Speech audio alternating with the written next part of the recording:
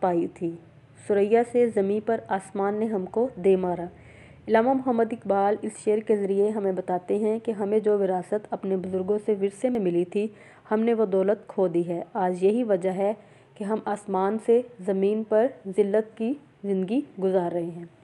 علامہ محمد اقبال ہمیں اس شعر کے ذریعے بتا رہے ہیں کہ ہمارے آباء و اجداد نے دنیا میں بہت عزت، مقام اور مرتبہ حاصل کیا۔ وہ دنیا میں سب سے بہترین قوم کے طور پر زندہ رہے، لیکن ہمارے آباء و اجداد نے جو ہمیں مقام، عزت، شوکت عطا کی تھی، وہ ہم نے سب اپنی عیش پرستی، اپنی کاہلی، اپنی سستی کی وجہ سے گنوا دی۔ اس وجہ سے آسمان سے زمین پر ہم آ گئے اور ذلت اور خواری کی زندگی ہم اب بسر کر رہے ہیں۔ ان کا 9واں شعر ہے: حکومت کا تو کیا رونا کہ وہ ایک عارضی شے تھی، نہیں دنیا کے آئین مسلم سے کوئی چارہ۔ اے مسلم نوجوان، اقتدار عارضی چیز ہے، ہمیں اس کے کھو جانے پر آنسو نہیں بہانے چاہیے۔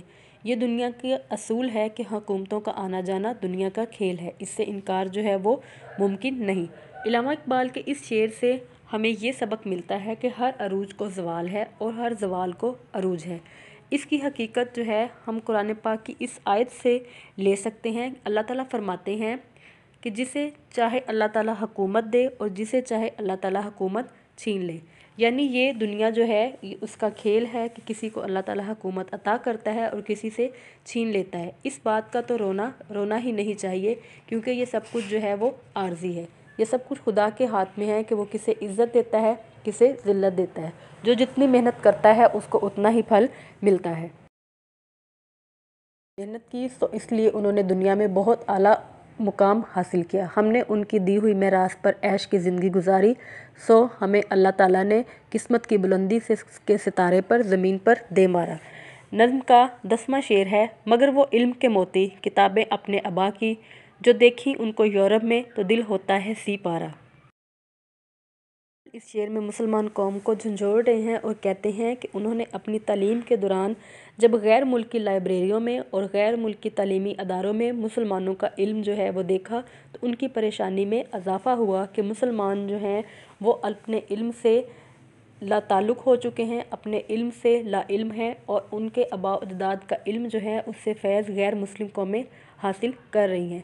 جب قرطبہ پر عیسائیوں نے قبضہ کیا تھا تو انہوں نے قرطبہ کی یونیورسٹی کو لوٹ لیا اور وہی علم لوٹا ہوا ان کی درسگاہوں میں پڑھایا جا رہا ہے۔ تو علامہ اقبال نے جب یہ سب کچھ دیکھا تو ان کو بہت زیادہ افسوس ہوا کہ باقی چیزوں کا تو رونا اپنی طرف، لیکن اپنی جو علم کی میراث ہم نے کھوئی ہے اس کی وجہ سے میرا دل وہ ٹکڑے ٹکڑے ہو چکا ہے، یعنی میرے دل پر وہ بہت کاری ضرب لگی جب میں نے دیکھا کہ غیر ملکی قومیں وہ اس سے فیض یاب ہو۔